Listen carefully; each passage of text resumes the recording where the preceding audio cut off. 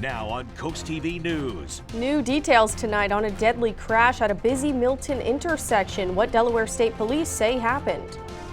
And demolition extension, why you'll see crumbling concrete on the Rehoboth Boardwalk for a few more weeks. And it's been a warm and muggy Saturday. We had a round of showers and storms earlier in the day, tracking a few more showers this evening before an unsettled end to the weekend. I'm tracking a severe threat into our Sunday. We'll talk all about it coming up my full forecast. This is CoastTV News at 6. Good evening. I'm Christina DeRobertis. Thanks for joining us here for CoastTV News at 6. We begin tonight with an update to a story we first told you about on CoastTV News at 11. A deadly crash involving an EMS vehicle. It's under investigation here in Milton.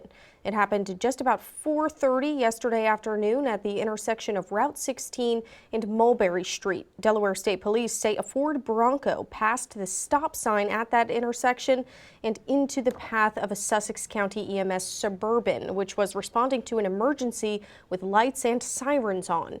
The Bronco was hit on its passenger side and spun into a tree. The driver of the Bronco, a 74-year-old woman from Ellendale, was taken to the hospital where she later died.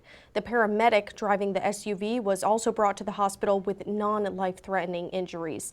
And Delaware State Police are asking any witnesses to contact them about that deadly crash. Well, a hotel proposal is moving forward in Rehoboth Beach. After lots of back and forth, the Planning Commission voted 5-3 for the Bellhaven Hotel project to move to a public hearing. That public hearing is going to happen on June 26th. Now, local reaction is mixed when it comes to the four-story hotel and how it's going to affect the boardwalk and the area around the boardwalk. I think that'd be really awesome because we need more hotels on the boardwalk. I think we only have a few of them. I mean, the traffic is bad enough now, and the parking situation would be really bad. They wouldn't have no much parking or whatever. I just don't think it'd be okay.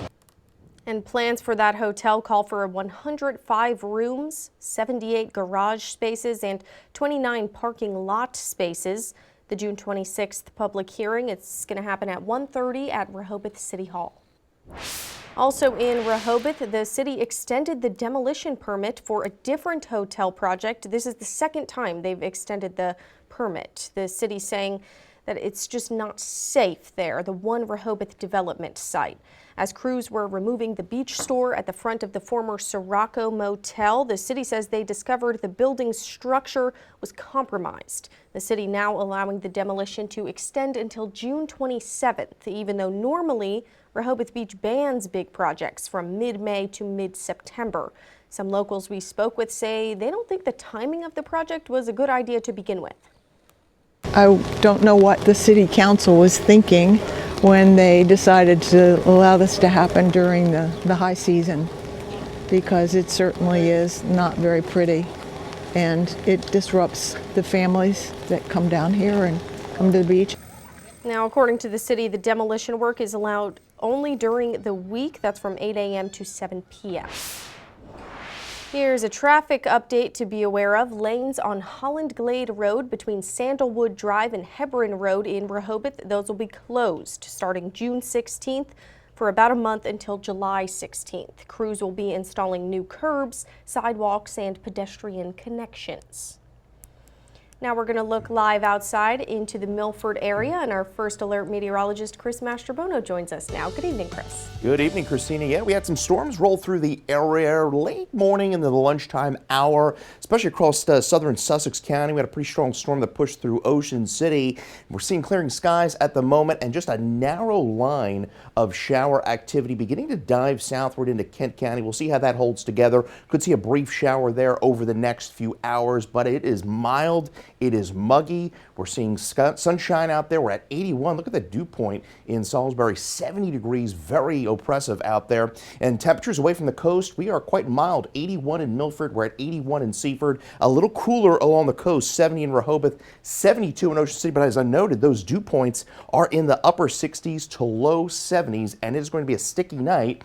Now, we are tracking the threat of some potential severe storms as we get into Sunday afternoon through Sunday evening between about 3 and 10. Damaging winds even an isolated tornado threat across the southwestern portion of the peninsula.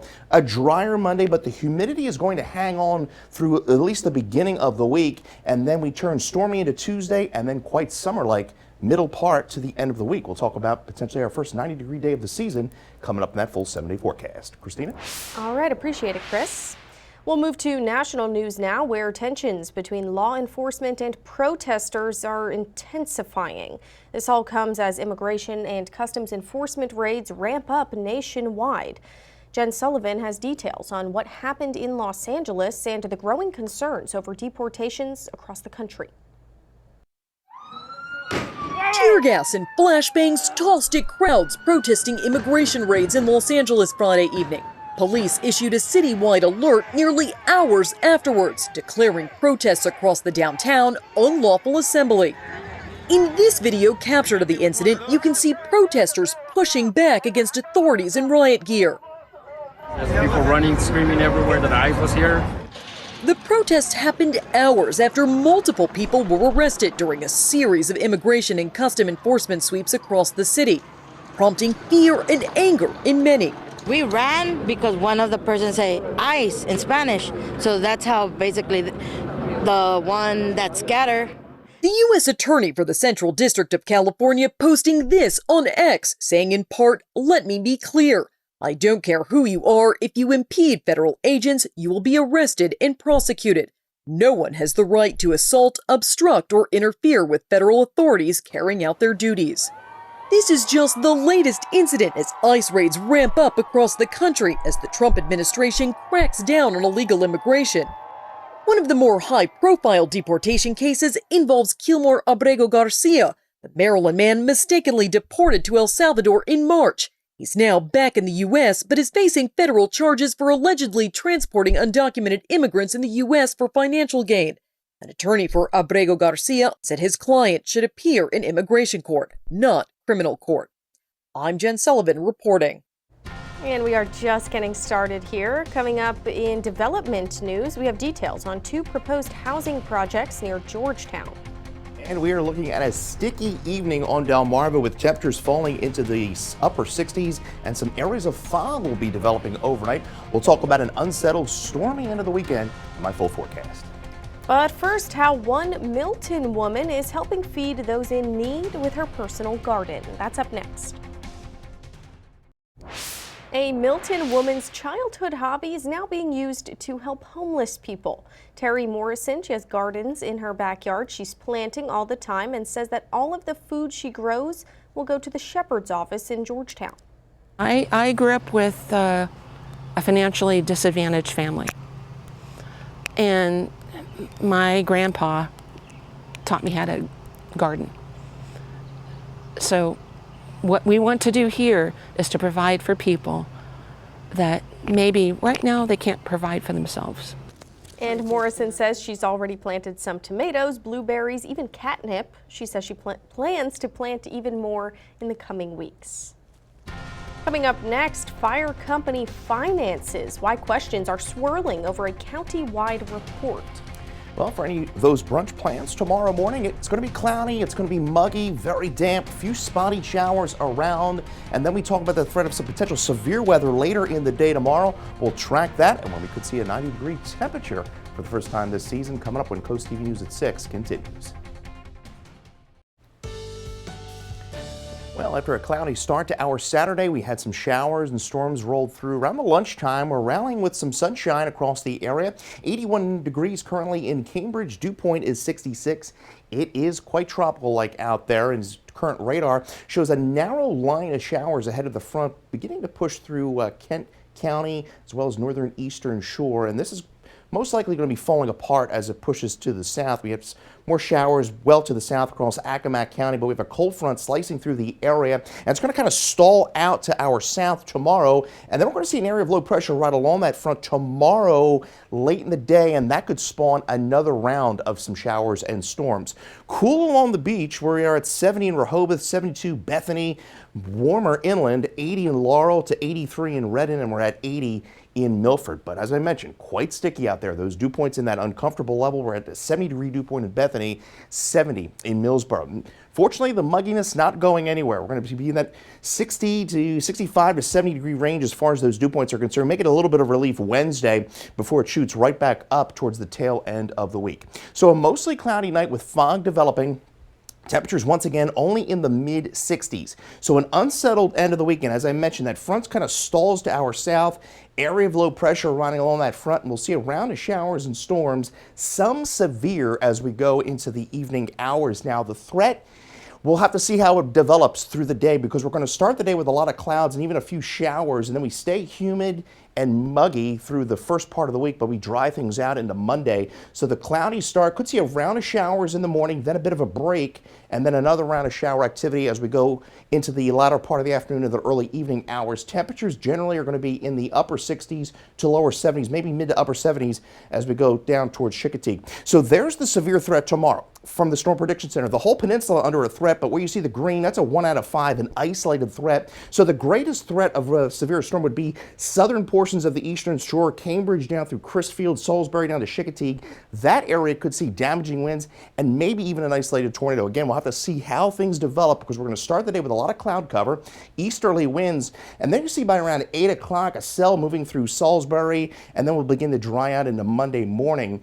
Ocean City down through Pocomoke City, a few showers early in the morning and through midday, and then there's that cell pushing through Chincoteague down to Ocean City as we get into the early evening hours. Now the 5-day precipitation chances, you see we ramp up tomorrow, dwindle Monday, and then another front pushes through Tuesday with another chance of some showers and storms. And then once that front passes, skies clear and temperatures go up. 85 into Wednesday, and then a taste of summer Thursday through Friday. Could potentially see our first 90-degree day of the season on Friday.